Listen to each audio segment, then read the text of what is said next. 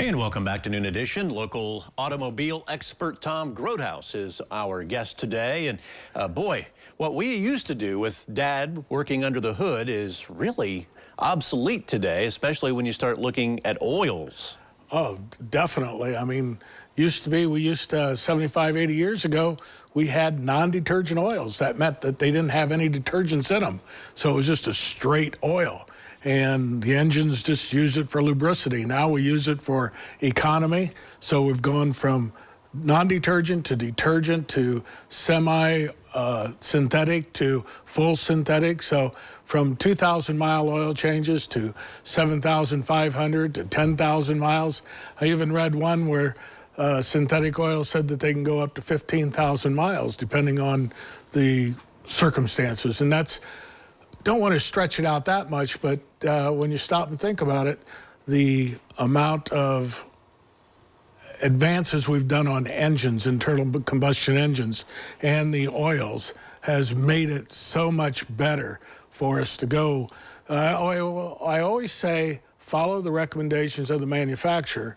If they're saying using conventional oil, you can always go to semi-synthetic, or you can go to synthetic and up your oil change intervals. And if you look at it for the environment, less oil changes and using better oil can actually be a financial benefit. Absolutely. And it's not just the engine. We're looking at tires, which are lasting longer and providing better traction for us. Yeah, I mean, spring and fall is when we look at doing something with our cars. And the State Highway Patrol just had a report out that over 50% of fatal accidents were due to brakes and tires.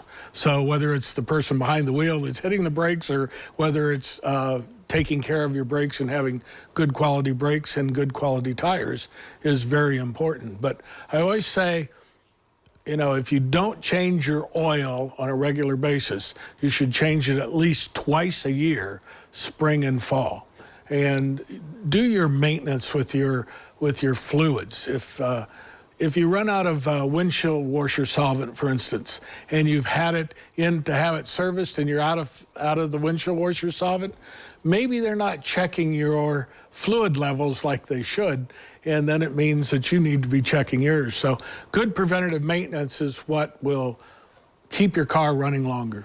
And of course, now we're making the move toward electric vehicles, so that's a whole different breed for people to keep track of. Oh yeah, the maintenance on that is much lower because you have less moving parts and everything. But for us, I still think we've got a long way to go with electric vehicles. I mean, if you're looking to drive them 25, 30 miles a day, something like that, but for long haul, I don't think electric vehicles are the answer for everything. Not yet, and we don't even really have the charging stations available that they hope to have sooner or later. Yeah, there you go. I mean, if you run out of power when you're on the road, you call the AAA or your insurance company to come out and get you started. They have a genset, or they run the genset to plug you into your car to charge it up, you know. So there's those kind of things that we don't have the infrastructure that we have with the internal combustion engine.